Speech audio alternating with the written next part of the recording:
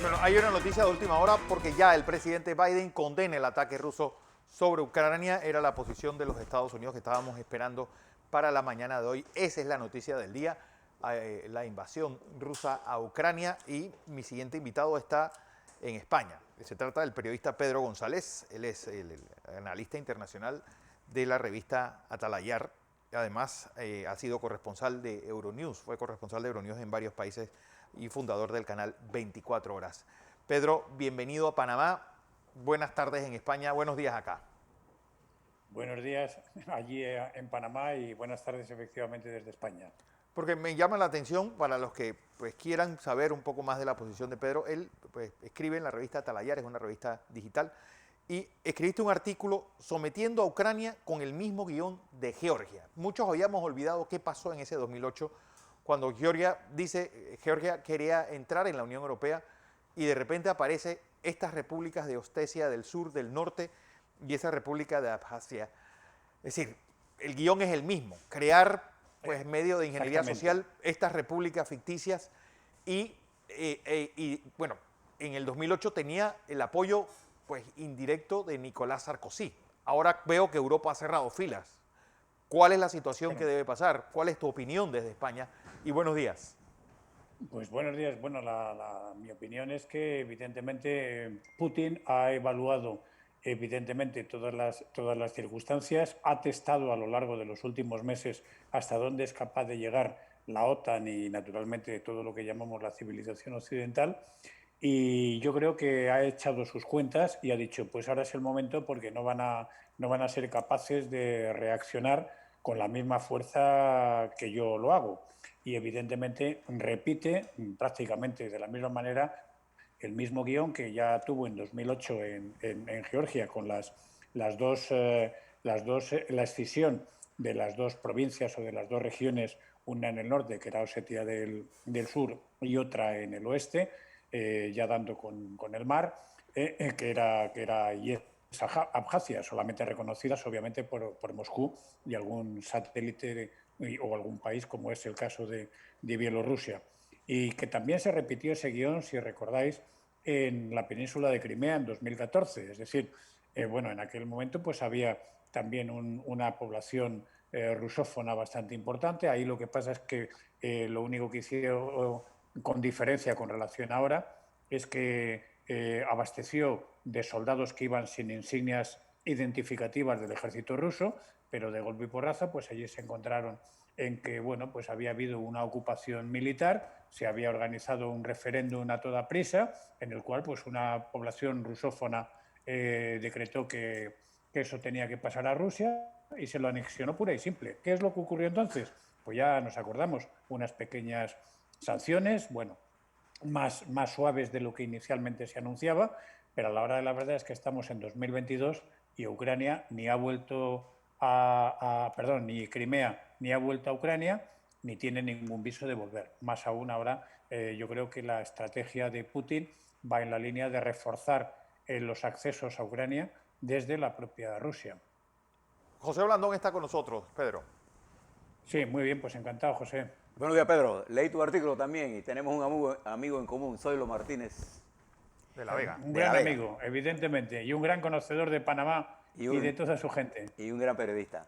Pedro, lo que pasa en el mundo en general, con esta globalización, el desarrollo de Rusia requiere de relaciones con el resto del mundo.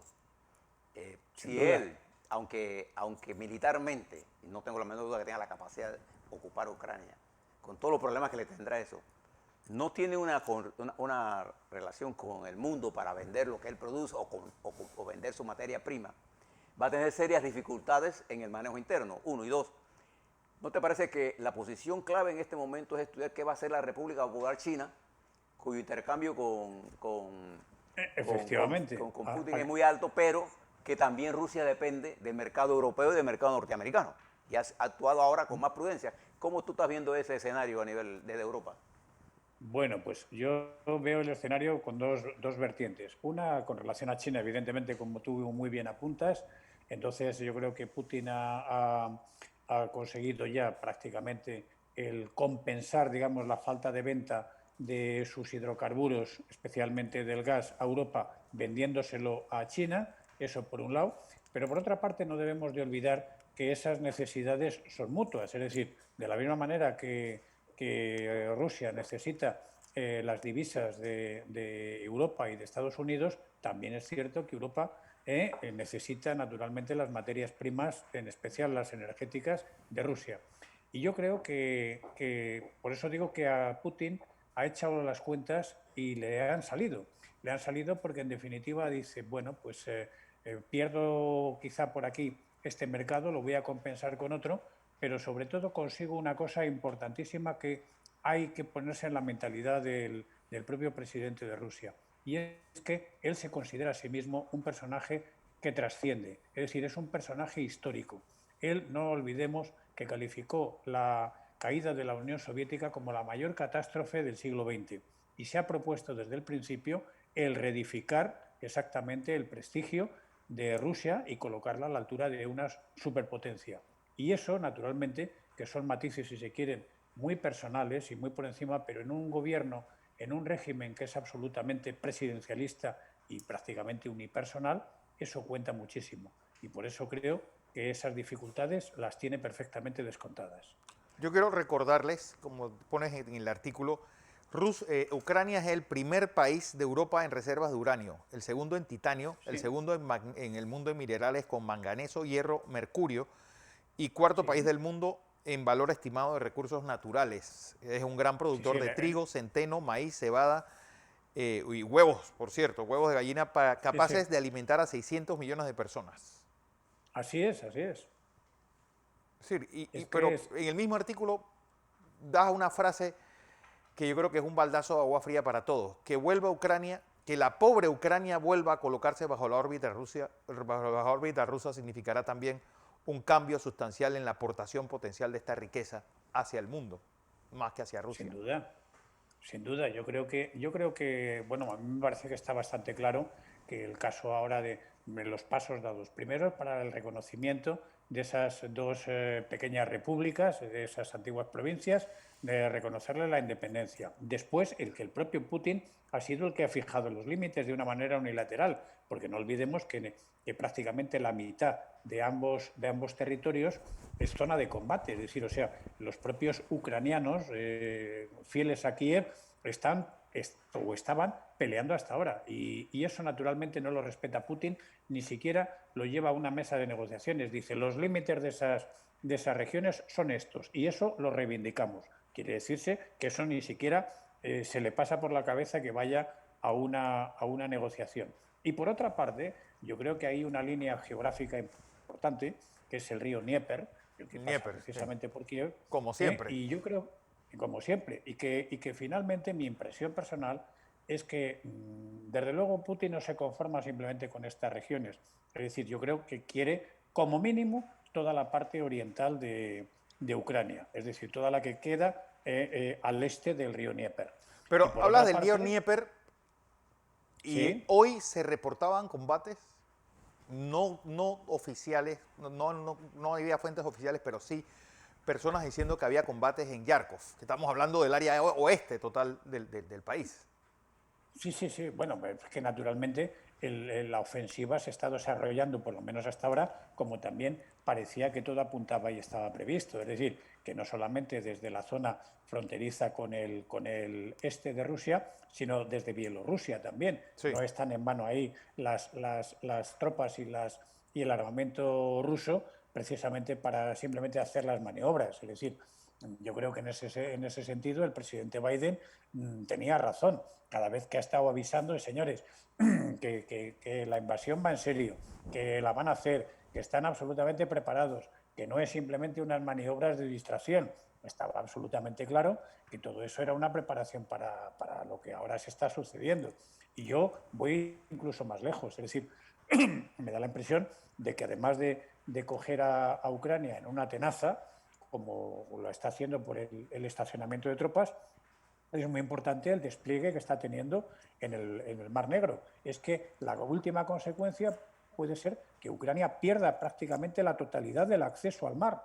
Es decir, por supuesto, ya ha perdido lo más importante, que era su base naval, que era la de Crimea, Exactamente, y Sebastopol. Esa la ha perdido.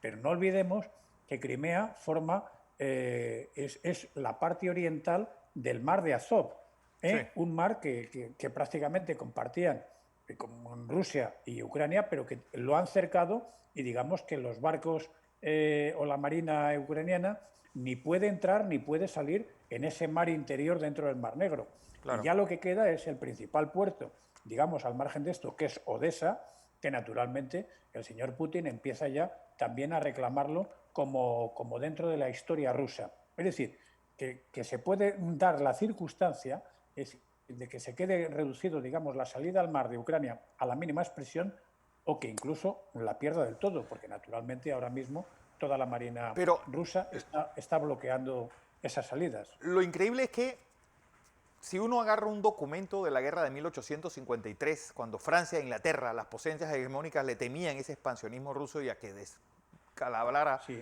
el Imperio Otomano, estamos hablando de la misma área, del mismo lugar, y estamos hablando de las mismas circunstancias. Ese expansionismo ruso cierto. hacia el Mar Negro y las potencias europeas tratando de contenerlo. Cierto, cierto, es así. Bueno, solo que en esta ocasión, bueno, pues no es Boris Yeltsin el que está al frente de Rusia. Hay alguien que se cree un auténtico nuevo zar. Y vuelvo a repetir que desde mi punto de vista, Putin se ha autoimbuido bueno, se ha puesto, digamos, el traje de Pedro el Grande, Sí, o de Catalina la Grande. Es decir, sí, de bueno, pues Catalina la Grande más. él cree, exactamente, él cree que naturalmente hay unos territorios, es decir, siendo el país más grande del mundo, no se conforma con eso, sino que necesita lo que él llama un colchón de seguridad. Y ese colchón pues pasa por Ucrania en primer lugar. Y yo me temo muy mucho que también aspira otra vez a los países bálticos y a la propia Y Polonia. a la propia Es decir, Polonia. que nada. José, Es decir, las cosas son tan serias y tan duras desde mi punto de vista como esa, ¿no? Pero no tengo duda, como tú señalas, que Vladimir Putin ha hecho sus cálculos y sus cálculos le dicen una cosa, pero la realidad es otra cosa. Esto que se ha generado ahora mismo plantea una nueva situación, una nueva correlación de fuerza, va a surgir de esto.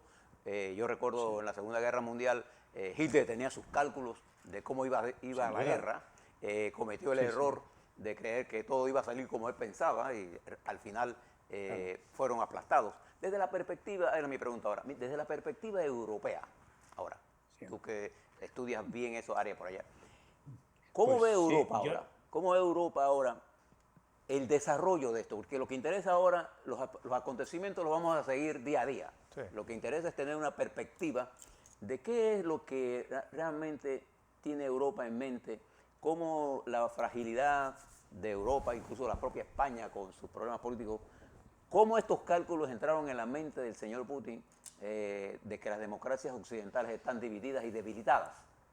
¿Cómo tú miras todo pues esto? mira, pues mira, yo a riesgo de decir algo que puede ser un poco como un aldabonazo, yo es que creo que a pesar de todo, Europa no tiene una estrategia definida. Europa, de lo que se ha dado cuenta con estas turbulencias, es justamente de su debilidad. Europa, bueno, pues hace no tanto tiempo, el presidente Emmanuel Macron de Francia había declarado que la OTAN estaba en muerte cerebral.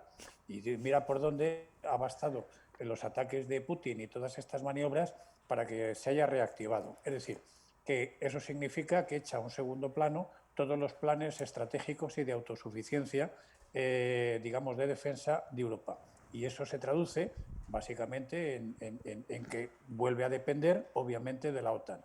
¿Y quién es el que financia el 80% de esa organización? Pues Estados Unidos. Es decir, en definitiva, volvemos a estar otra vez la seguridad de Europa en manos de los norteamericanos, con una particularidad, que entonces estos regímenes que son liberales, es decir, que afortunadamente estamos viviendo en Occidente en democracia, pero tienen un coste tremendo, es decir, un coste de opinión pública.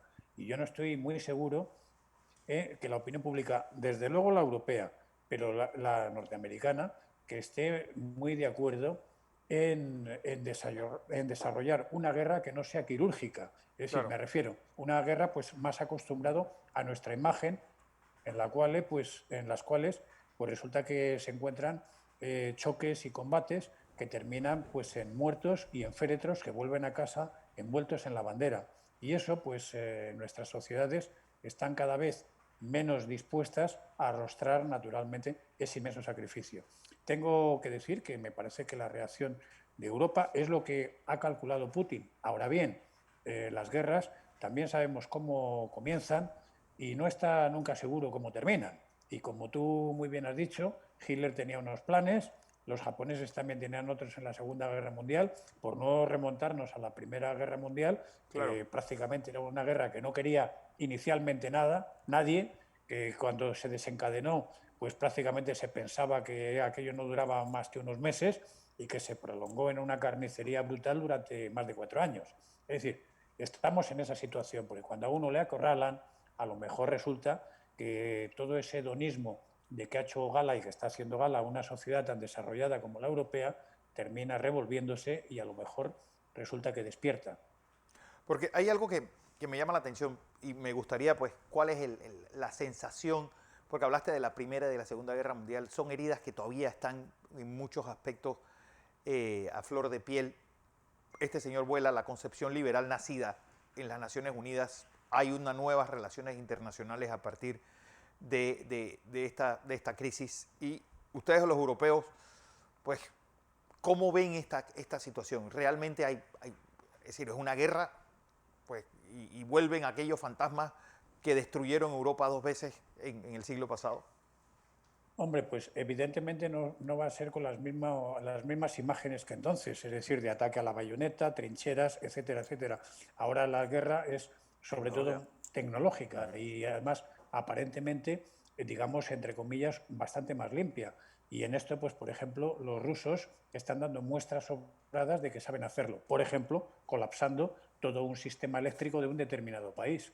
Y eso saben ustedes lo que significa, es decir, es el caos, es el desorden, es que dejan de funcionar los ordenadores, los semáforos, las centrales nucleares, es decir, y en definitiva es otro tipo de guerra, algunos le llaman guerra híbrida y hay otro tipo de connotaciones, pero no por ello menos letales, es decir, porque en definitiva ahora lo que se puede hacer es colapsar por completo un país o una región y me atrevería a decir que incluso un continente, pues prácticamente desde un despacho y con unos ordenadores, ¿no?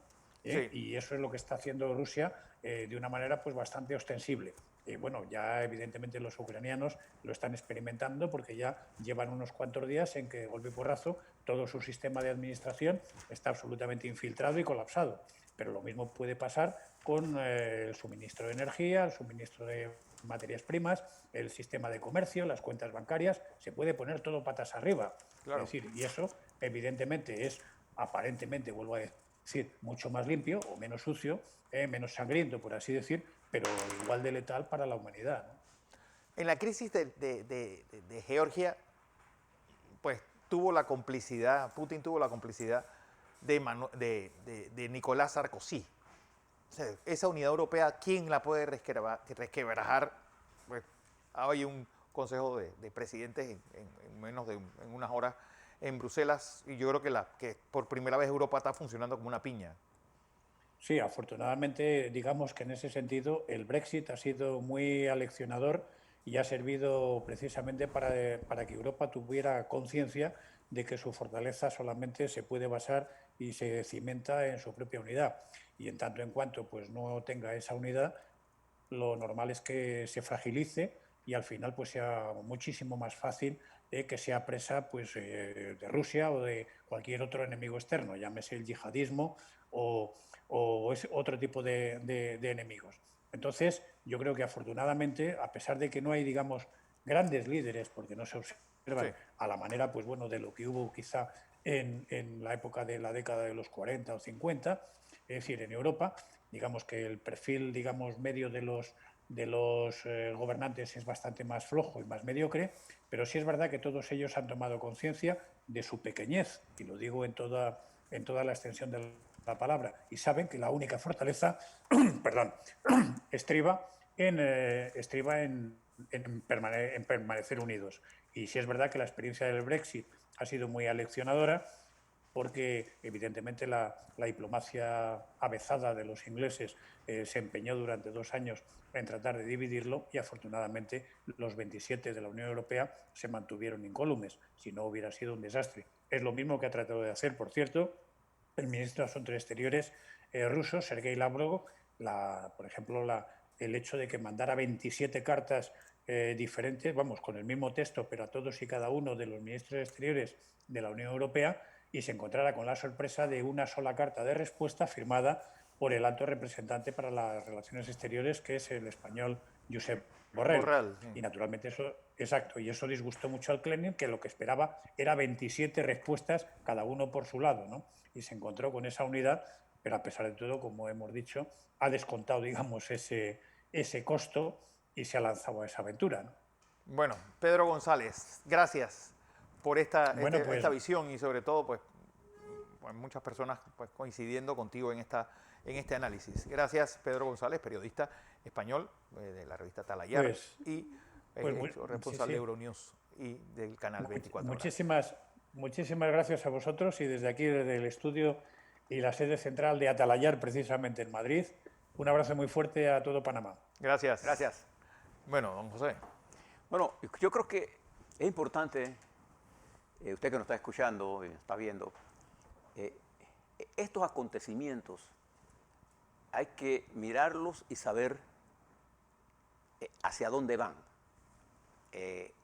Los cálculos de Putin son unos y la realidad siempre es infinitamente más rica que los cálculos que yo pueda o él pueda hacer o cualquiera de nosotros pueda hacer.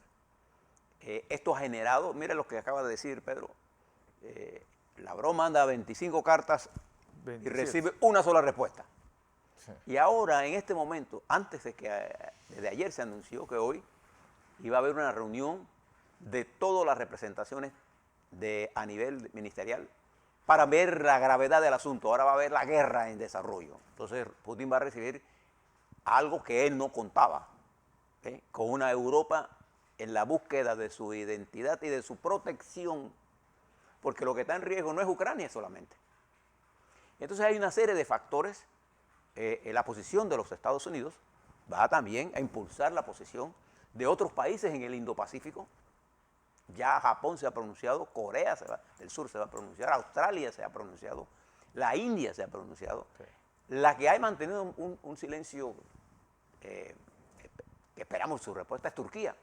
Pero va a haber un cambio en la posición, en la importancia geopolítica del Mediano Oriente, que con Putin ocupado en una guerra, va a quedar las nuevas realidades, como por ejemplo, yo siempre le he explicado, miren lo que está ocurriendo en Qatar y lo que está ocurriendo ahora, Arabia Saudita, todo el Mediano Oriente. Ahora es responsable del suministro de petróleo y gas en momentos en que en América Latina, tanto Brasil como Venezuela y México se encuentran en graves problemas en su producción petrolera.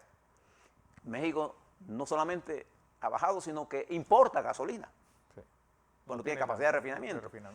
Lo que hay en Venezuela es un desastre, y en Perú, en Colombia hay una disminución de producción. Entonces, el poder nuevo del Mediano Oriente, preste la atención, y por eso usted ve un Israel mucho más activo diplomáticamente. Entonces, va a producirse, y se están produciendo, eventos nuevos que en la balanza usted no puede descartar qué va a hacer la oligarquía rusa cuando vea que Putin es su verdadero problema.